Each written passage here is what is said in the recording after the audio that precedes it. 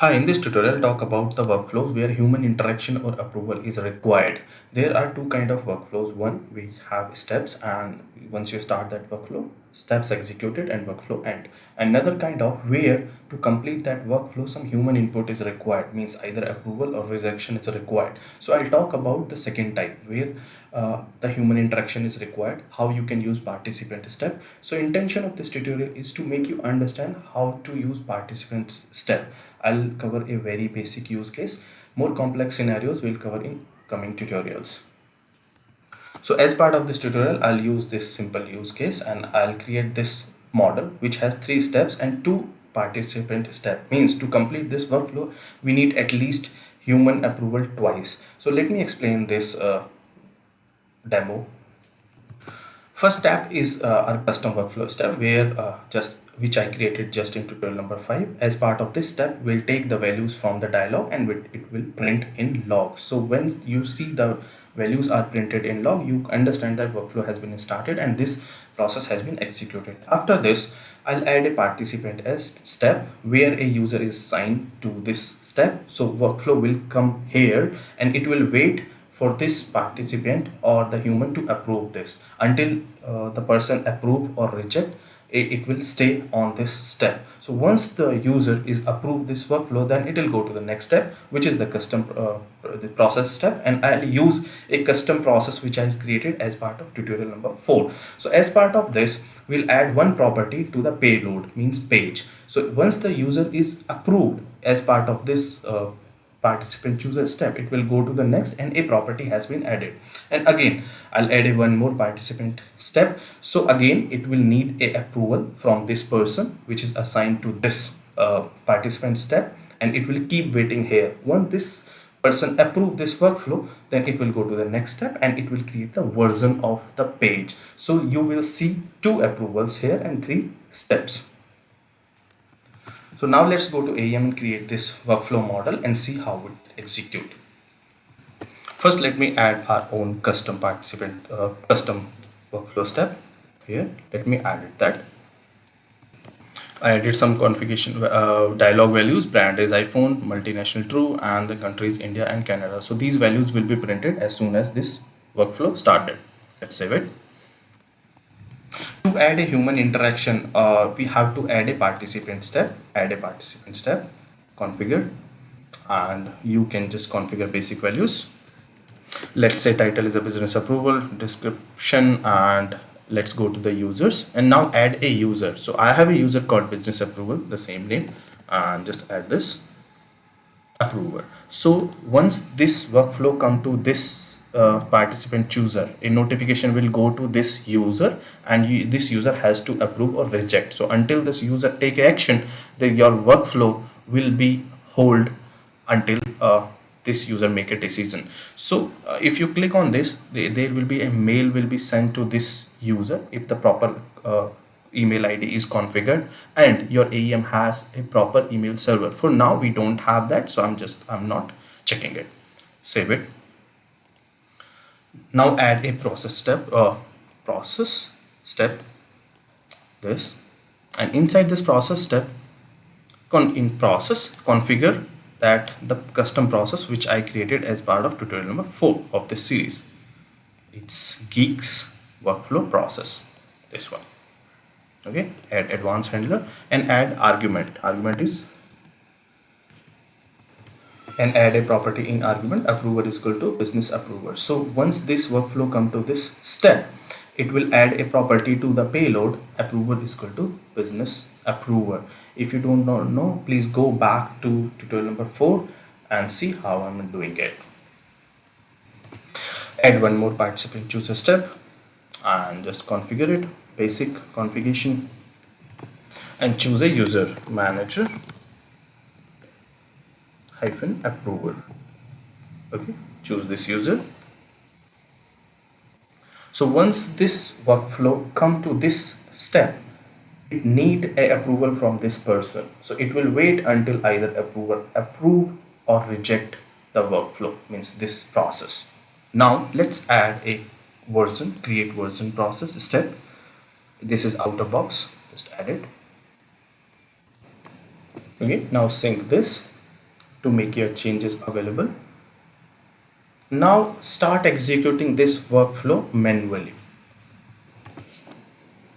To start this, go to this start workflow, select a payload. Let's select a page inside TeamGeek site and select this page. Select and just start it.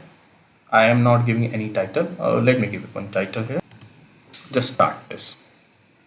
Okay, so workflow has been started. So that means as soon as it started, this steps has been executed. So once this step has been executed, that means whatever I configured in dialog, those values should be printed in logs.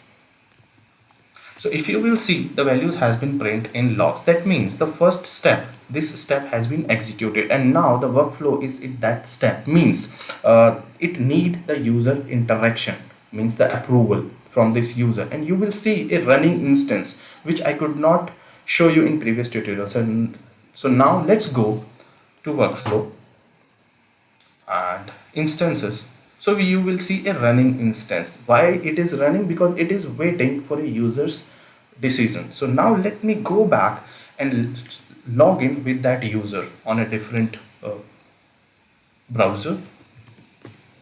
Login. Once you log in, you will see a notification in his inbox. Go to his inbox, click on this, view all. So you will see a task is assigned to him, that person. You will be seeing this task a minute ago. Just open it. So once you select, you will see a number of options. Either you can complete, step back, delegate to someone else. This delegation and all depend on branching, and also we'll see that in coming tutorials. You can open it, just open to check all the information. You will see that information like workflow item. What is the workflow item? Means this is the content path, and the status, start date, all information you can get it. You can get the workflow information from this tab, what my workflow ID, title, and all about the workflow, who is the initiator, and you can see some comments here if those are. So I added a comment like approval workflow, so you can see these comments. So now this will depend on this user, so user can take a decision. So right now it is lying there over here. So now let me complete this. Okay, now it will telling what is the next step. So because this is the sequential workflow, if you see here, because from this it is coming here, so it will telling like, okay, next step is this. So if you have a branching here, so it will show you like on which branch you want to go. Even approval can choose that. So but right now, as we have only one branch, means it's a sequential, so it will showing you next. Even that person can add its own comment as well. So let me add a comment like pass. Okay, so as soon as it's done, so this workflow now come to this, and inside this what happened, it will take the dialog property from dialog, and it will add this as a property to the payload, and our payload is page, and again it will come to here. That means again a notification will send to this user like a task has been assigned to him. But before we go to that user account, let's go to the payload and see whether this property has been added or not. What property should be there? If you see here, okay, here, see, there should be a property like approver is equal to business user. Let's go to that page. Okay, this was my page. This is my page basically, which I choose. Okay, so you will see this property approver is equal to business approver has been added as part of this. Even if I open this, let me open this.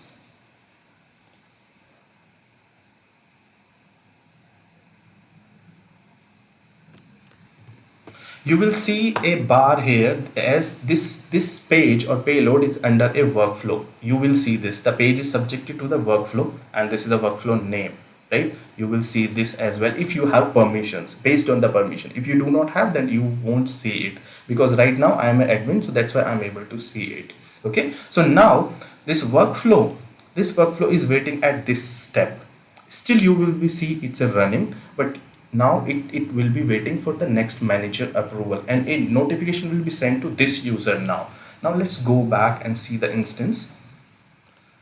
So if you reload, still you will see that instance is running. So if I click and if I see history, even you can see the history as well. So it will show you, right, history. So you will see this this was the step, the first one, the approval, and now it is waiting for here, like if you see here, right, it just started. Okay, now let me go back on another browser and let me log in with this another user which I configured. So now this time let me log in with a different browser. So you will be seeing now I'm logging using this manager approval on a different browser. Just sign in. So now once you sign in, means login, you will see a notification in inbox to that user as well. If you open it, just go here and you will check another task has been assigned to this user as well. Just open it. It has the same options. So just complete. Again you will see the next step. So because right now our workflow is on this step and next step is create version step. Okay, so let's approve it. Once you approve, this will execute and it will create a version of that page. Okay, let me come to different browser and let me approve it. Okay, let's approve this. Approve. As soon as you approve this, that means it create a version and workflow has been completed. So if you go back and see in workflow instances, you won't see now running workflow instances because it has been completed now. See, it has gone. So where it is now, it should be in archive, right? You see this one has been completed now, whole workflow has been completed. So if you go to that page, now you will see a version created for that page. Okay, so let me refresh this. Open sites, select that page and you will see a timeline.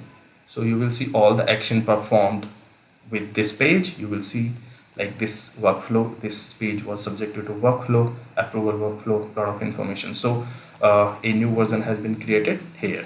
New version 1.0 has been created. If you want to see only versions, just choose versions. You will see one version has been created. So that way you can involve a human. This was the very simple use case. We'll see very complex scenarios in coming tutorials. The intention of this tutorial was to make you understand how to use participant step. Okay, I hope you understood. If you have any question, please do comment. Thank you.